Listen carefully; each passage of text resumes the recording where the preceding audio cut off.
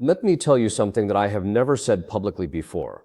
And I want you to listen not with your emotions, not with your politics, not with your comfort, but with your soul. Because what I am about to share with you is not a theory. It is not a prediction from some internet prophet. This is coming from 30 years of studying demonology, spiritual theology, the writings of the saints. We're in direct work with exorcism cases across multiple continents. What is coming next will not simply shock the world, it will shatter the world as you know it. We are living in a moment in human history that has never existed before. Not in Rome, not in Babylon, not at the height of the Ottoman Empire, not even during World War II. What is happening right now spiritually, supernaturally, and geopolitically is unprecedented.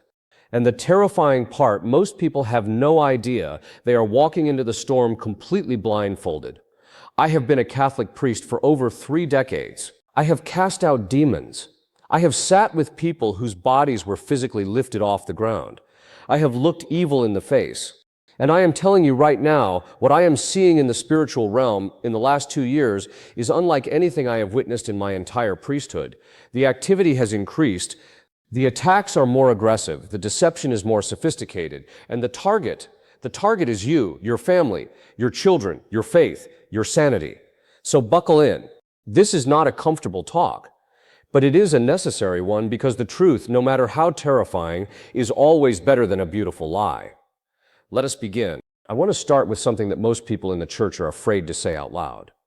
There is a war happening right now. Not a metaphorical war, not a philosophical debate, a real active, ongoing supernatural war. And it is being waged specifically against this generation. In the tradition of Catholic exorcism, we have what are called princes of hell, demonic entities of extraordinary power and intelligence that govern entire regions, nations, and even ideological movements. St. Thomas Aquinas wrote about them. St. Ignatius of Loyola warned us.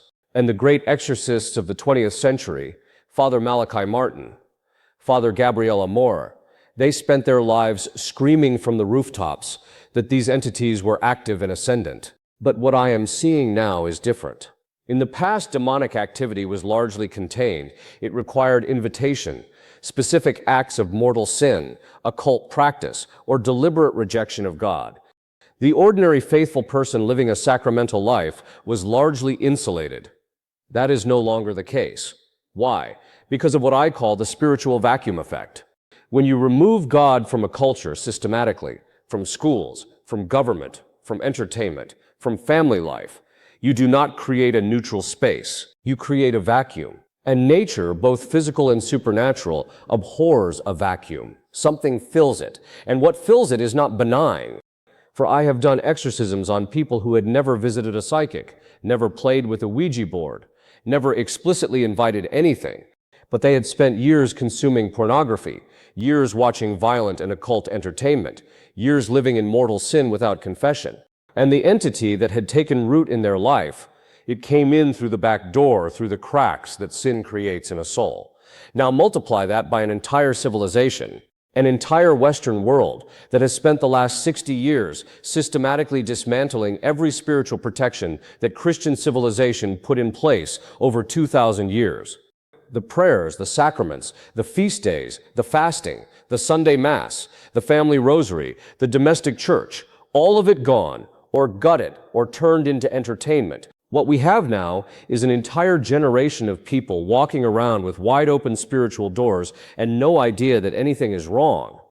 They are anxious, depressed, angry, confused about basic realities, with unable to form stable relationships, unable to commit to anything, unable to find peace. And the medical establishment calls it a mental health crisis and gives them pills. The political establishment calls it a social crisis and gives them ideology. And the church, God forgive us, in too many places gave them guitar music and felt banners. But here is what nobody is saying. What you are seeing in the mental health epidemic, the addiction epidemic, the family breakdown, the sexual confusion, the political rage, this is not random. This is not simply the consequence of bad social policy. This is the fingerprint of a coordinated supernatural assault on human dignity. I am not saying every depressed person has a demon. That is not what I am saying at all. I am saying that when you remove supernatural protection from a civilization on a mass scale, You create the conditions for mass infiltration. And the entities responsible are not random. They are strategic. They are ancient. And they have been doing this longer than any nation on earth has existed. St. Peter told us, "Be sober and watchful for your enemy." The devil prowls about like a roaring lion seeking whom he may devour.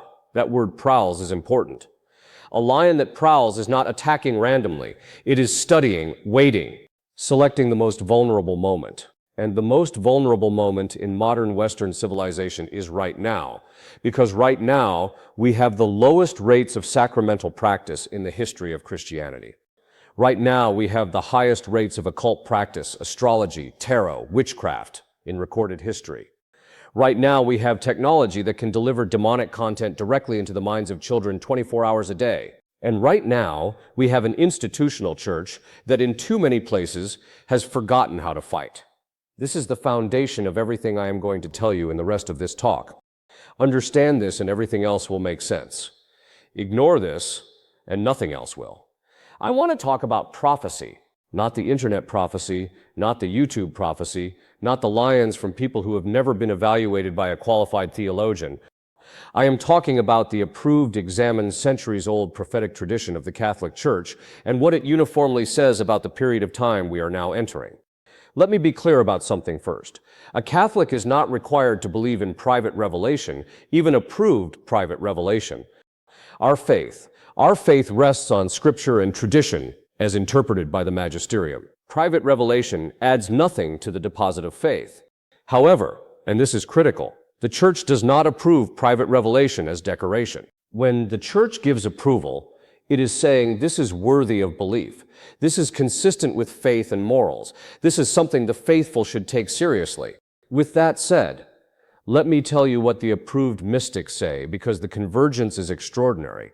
Mystics separated by centuries, by continents, by culture, by language, who never met each other, who often had no access to each other's writings, describe the same sequence of events with breathtaking consistency.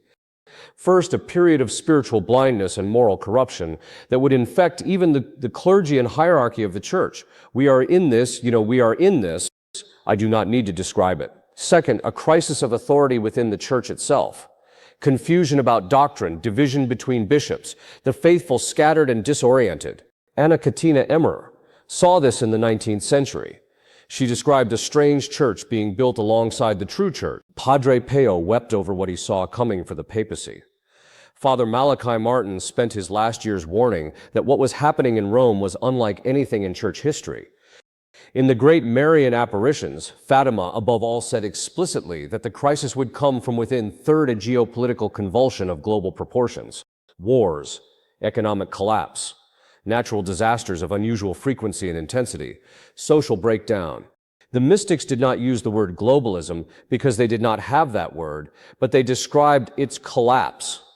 They saw a world system that had placed its trust in human institutions rather than God. And they saw that system shatter forth. And this is the part that most people do not want to hear: a chastisement, not a punishment in the vindictive sense. The church is clear that God does not chastise out of anger. He permits chastisement the way a father permits his child to experience the natural consequences of dangerous behavior. When a child runs into traffic, the father does not cause the car, but he may permit the consequence because that consequence may be the only thing that wakes the child up. Marie-Julie Janey, a stigmatist examined and approved by the church, described specific events of catastrophic proportion coming upon France and Europe. Blessed Anna Maria Thaei described a 3-day darkness, an event prophesied by multiple mystics across multiple centuries as part of a broader chastisement of the world. St. Louis de Montnour in the 18th century wrote that a great battle was coming between Our Lady and the enemies of the church, and that it would reach its climax in a period he called the end times of Mary's adversaries. Now I am not here to tell you exactly when. I am not a prophet. I do not have lions. I am a theologian and an exorcist. But I can tell you this: the conditions described by the mystics as precursors to the chastisement have never been more clearly present in human history than they are right now, not even close. The error of Russia that Our Lady of Fatima warned about, the errors of materialism, atheism, and the rejection of natural law has not merely spread to several nations, It has become the official ideology of the most powerful institutions on earth. It is in the United Nations. It is in the World Economic Forum. It is in the European Union. It is being exported by force of economic and political pressure to every corner of the globe. And the consecration of Russia, I will speak plainly, as I always do, has been a controversy that has divided faithful Catholics for decades. I am not here to relitigate that today. What I will say is this: whatever your view on whether the consecration has been properly done, the fruit that was promised, a period of peace has not appeared. Draw your own conclusions. What I am saying to you is not meant to produce fear. It is meant to produce urgency. The mystics who described the chastisement also described the survival of the faithful. They described a remnant. They described communities that held together through prayer, sacraments, and genuine charity. They described that those who had prepared spiritually, not with bunkers and canned food, but with the armor of God, would be protected in ways that defied natural explanation. The question is not whether you will face what is coming. The question is whether you will face it prepared or unprepared, as a child of God, or as a lost soul in a collapsing civilization. That choice is still yours to make. But the window may be narrower than you think. I want to talk about your children, because if everything else I say tonight does not move you, this should. What is being done to the children of this generation is, without exaggeration, the greatest coordinated assault on innocence in the history of the human race. And it is being done openly in the light of day. And most parents are either unaware of it, powerless to stop it, or have been convinced that resistance to it is hateful. Let me begin with a theological reality.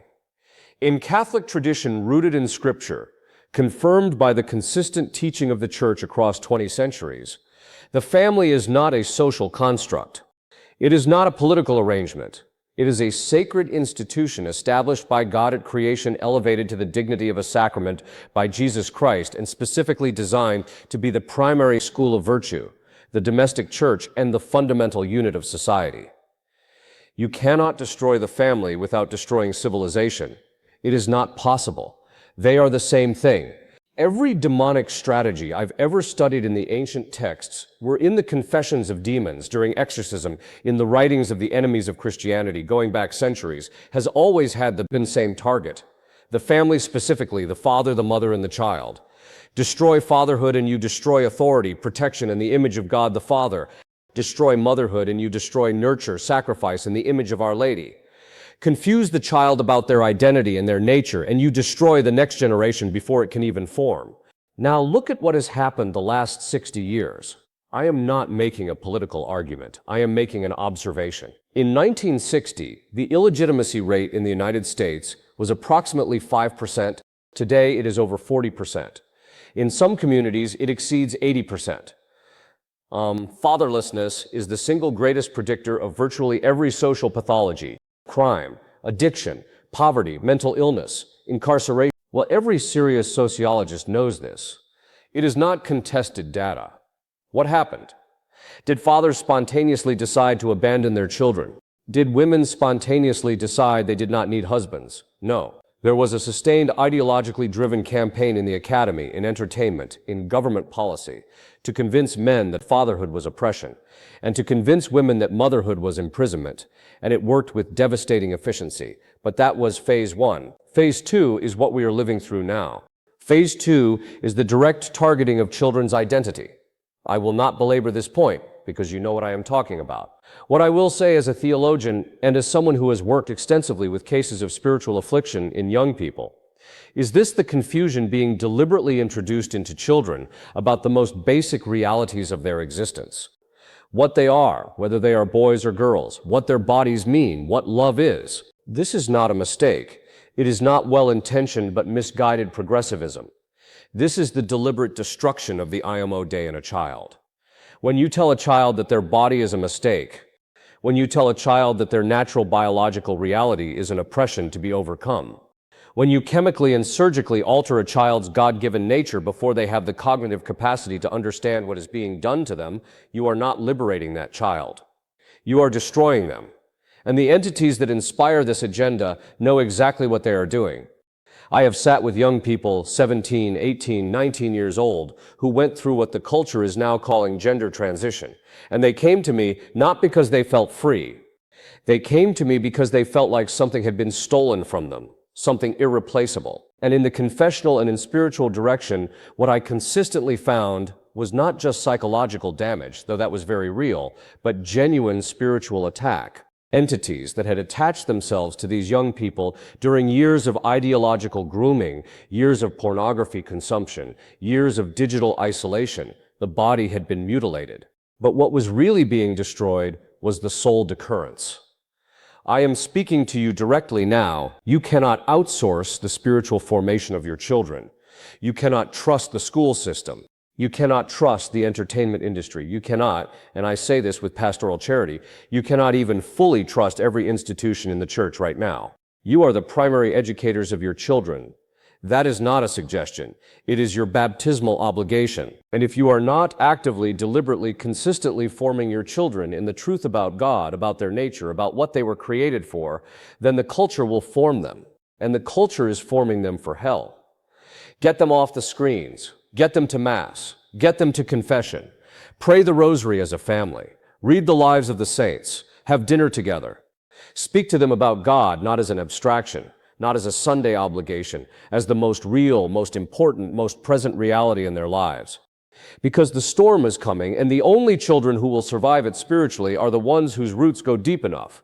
I want to talk about something that very few Catholic priests are talking about because it sounds like science fiction, because it feels too new, too technological, too far outside the traditional framework of theology. But I am going to talk about it anyway, because I believe it is the most urgent emerging threat to the human soul that has ever existed.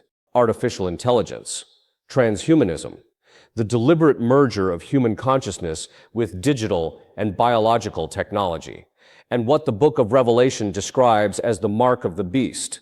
Let me start with a theological principle that is non-negotiable. The human person is not simply a biological machine that runs a consciousness program. The human person is a composite body and soul, matter and spirit created by God, in His image and likeness, and endowed with a rational soul that is directly infused by God at the moment of conception. That soul is immortal. That soul is the seat of the intellect and the will. That soul is what makes you you. And that soul is what the enemy wants. Now, transhumanism at its philosophical core is the belief that the human person can and should be improved, enhanced, and ultimately transcended through technology, the suffering of the human condition, aging, disease, cognitive limitation. Death itself can be solved through engineering. This is not a fringe position. This is the explicit stated goal of some of the most powerful and well-funded organizations on earth right now. People like Ray Kurzweil at Google, the World Economic Forum's rhetoric about human augmentation, the billions being poured into neural interface technology, when in particular the work of companies developing direct brain-computer interfaces. Now, I want to ask a theological question that nobody in Silicon Valley is asking. What happens to the human soul when you begin to merge it with a machine? What happens to free will? The faculty that makes moral choice possible when the neural substrate through which free will operates is integrated with an artificial system that can be accessed, read, and potentially altered from outside. What happens to the IMO day when the image is deliberately re-engineered? I do not have complete answers to these questions. Neither does anyone else, because we are in genuinely unprecedented territory. But I will tell you what the tradition says. The tradition says that any attack on the integrity of the human person, as God created it, whether through genetic manipulation, chemical alteration of the soul's faculties, or the invasion of the will through technological means, is an attack on the Imago Dei itself. And such attacks do not happen in a theological vacuum. They open doors. Now let me speak about the mark of the beast. I am not a biblical fundamentalist. I am a Catholic theologian. I do not read Revelation as a literal roadmap of future news events. But I do believe that Revelation describes spiritual realities that have historical manifestations, and that as those historical manifestations approach, the symbolic language becomes more literally applicable. What the book of Revelation describes in chapter 13 is a system in which economic participation, buying and selling, is contingent upon receiving a mark in the hand or forehead. It is not merely about physical commerce. In the ancient world, the forehead was associated with identity and allegiance. The hand was associated with action and labor. What is being described is a system in which your identity and your capacity to act in the world are controlled by your submission to a particular authority. Now look at where we are. Central bank digital currencies, programmable money that can be turned on or off, restricted to certain purposes, revoked for non-compliance with government mandates. Social credit systems in several countries that already tie economic and social participation to behavioral scores.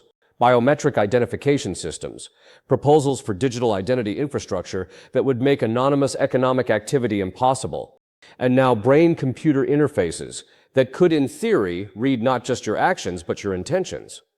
Am I saying this is the mark of the beast? I am saying this is a system that has all the structural characteristics that the mark of the beast would require. Whether it is the final fulfillment of that prophecy or a precursor to it, I do not know. What I do know is that no faithful Catholic should be indifferent to the construction of a system that could make worship of God illegal, that could make adherence to natural law economically ruinous, that could merge the human will with a technological infrastructure controlled by those who are explicitly hostile to everything the Church teaches. This is not paranoia. This is pattern recognition. Pattern is unmistakable to anyone who has eyes to see. Pray, resist, prepare, and above all, keep your soul free, because what they can never take from you unless you give it voluntarily is the state of your soul before God. This is the part of the talk that is hardest for me to give because I love the Church with everything I have. I have given my entire life to her. I have taken vows. I have sacrificed. I have suffered. And I am telling you, as honestly as I have ever told anyone anything, the crisis inside the Church right now is real. It is deep, and it has been going on longer than most people know. I want to be precise about what I am saying and what I am not saying. I am not saying the Church is finished. I am not saying the gates of hell have prevailed. Our Lord made a promise, and His promises do not fail. But I am saying that the enemies of the Church have been more successful than most faithful Catholics are willing to admit, and that pretending otherwise is not faith. It is avoidance. The infiltration of Freemasonry into the Catholic hierarchy is not a conspiracy theory. It is documented historical fact. Multiple popes condemned Freemasonry explicitly over 300 years, more than 20 separate papal condemnations. Why? Because Freemasonry is not simply a fraternal organization. At its highest levels, it is a system of naturalistic religion that explicitly seeks to supplant Christianity with a new world religion centered on human reason and progress. And its members took oaths to advance that agenda inside every institution they entered, including the Church. The homosexual subculture within the Catholic clergy is not a conspiracy. It is documented in the Pennsylvania grand jury report. It is documented in the McCarrick case. It is documented in the Marco Rupnik case. It is documented in hundreds of cases across the Western world. I am not saying every priest or most priests or even many priests, but I am saying the network exists. The protection racket exists, and it has done incalculable damage to souls, both the victims and the perpetrators. The ideological capture of Catholic academic institutions, seminaries and chanceries by modernist theology is not a conspiracy theory. It happened. I lived through it in my own formation. I watched men who did not believe in the real presence consecrate the Eucharist. I watched men who did not believe in the resurrection give homilies. I watched the systematic dismantling of the aesthetical and mystical tradition, the very tools that make saints, and its replacement with psychology, social work, and therapeutic spirituality. And now we are in a moment where faithful Catholics who simply believe what the Church has always believed, are being told that they are the problem, that their attachment to the traditional Mass is a danger, that their adherence to the consistent teaching of Scripture and tradition on questions of human sexuality is rigid, unmerciful, and behind the times. They should sit down, shut up, and wait for the Church to evolve. As already been written,